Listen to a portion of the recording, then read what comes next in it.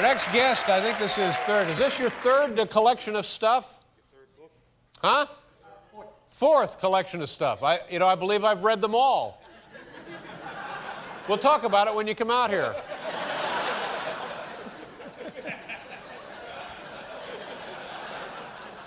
He's a very funny man, and you can frequently hear the guy on public radio, and the author of 3 best-selling books, including his latest, Me Talk Pretty One Day. Here's David Sedaris.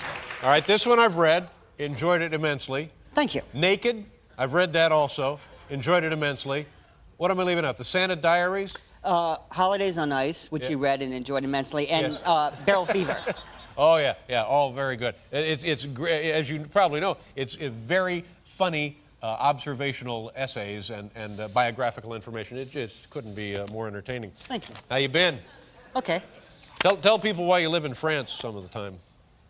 I moved to France 2 years ago. Where are you from originally? North Carolina. Sure. And then I lived in New York for 10 years. And I moved to France for the smoking, because it's heaven for a heavy smoker. You get dirty looks there if you don't smoke. And when Americans go to restaurants and they say, we wanted the non-smoking section, the waiter just takes the ashtray off their table and says, there, you are the non-smoking section. Great. And then, so I moved there for the smoking and just stayed for the health care. Really? Which is, I was in the hospital. I had a kidney stone, so I was in the hospital 2 months ago. I understand that's very painful. It really, really hurts.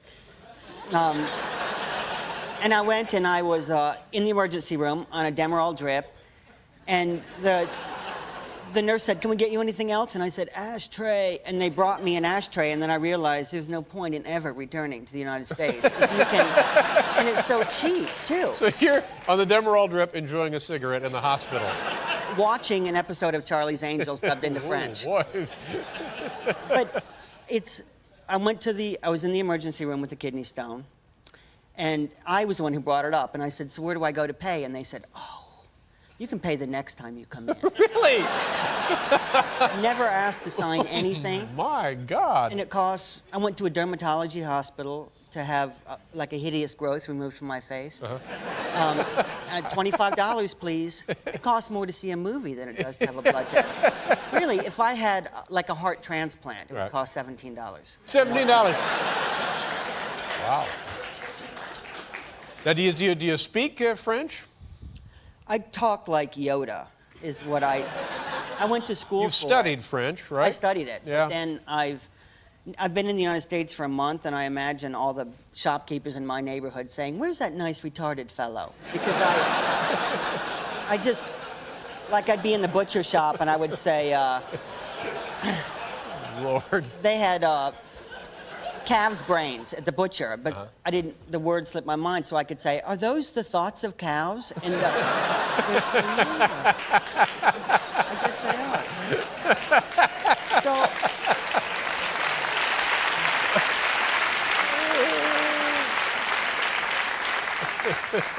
I can talk, but it comes a point when I have no idea what's being said to me. Yeah. And like I went back to the doctor to have my kidneys x-rayed, and the nurse said, come follow me, and then she said, undress to your underwear, which was a phrase that I knew. And she said something else. Wait, no, I'm sorry, a phrase you knew. I got this medical It's French in a phrase book, and it's common in your, all right, that's fine.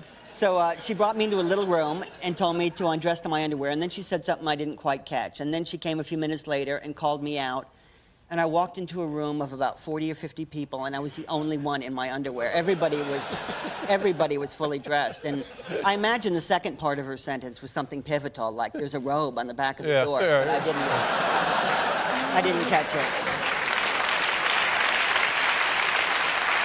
Now, would you mind telling the story about your sister and your father and you and your sister wearing the fat suit? Oh, my dad is just obsessed with my sister's weight. All of my sisters. Now, how is her weight generally? Amy weighs, gosh, maybe 100 pounds. So there's not really anything there to worry about. She's fine. No, but I have other sisters too, and then he's the sort of person that, he'd call you on the phone and say your voice sounds fat. Yeah. He's like that. He's nervous about it. Yeah. Yeah. And So Amy got a fatty suit, but she couldn't afford the whole thing. This is a thing with padding, and Yeah. you're loaded up, so you look like 250 pounds. Yeah, but she couldn't afford the whole thing, so she just got the bottom. Mm-hmm. So she has that kind of body where you're slim from the waist up, and you look like two people fused together in a horrible experiment. And so she wore it home on the plane, and my father just went nuts, just absolutely went nuts. And she said, all I had was like 4 Danish on the plane. I haven't, leave me alone. Leave me alone about it. But really, it looked like, the back of her pants looked like a beanbag chair. That's how big it was.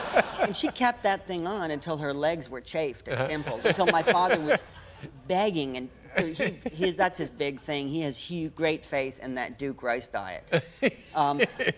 He wanted to send her there to And was he reduced. confiding in you that she had a problem and you needed to help straighten her out? We tried to keep it from her, and he tried, and he did keep it from her for about 2 seconds. But that really makes problems worse. Yeah. If you keep on top of somebody for something like that, then really, and if she actually did have a body like this, it would just be exactly what he deserved for riding her all of her life. You have plans for the 4th of July? I'm going to the periodontist on the 4th of July.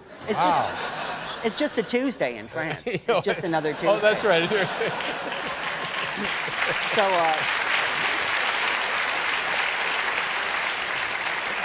on the 4th of July, like when people are picnicking, a doctor's going to take a scalpel and cut my gums and scrape the... I have this gum disease, my own fault, right, for smoking lots of cigarettes. And so I read about this gum disease, and I went to the periodontist, and I said, does this mean I have to quit? And she said, don't be dramatic. It's a whole different deal. A whole different deal. This is doing very well for her, isn't it? Me Talk Pretty one day. This gentleman is David Sedaris. Nice to see you, sir. Thanks for being here.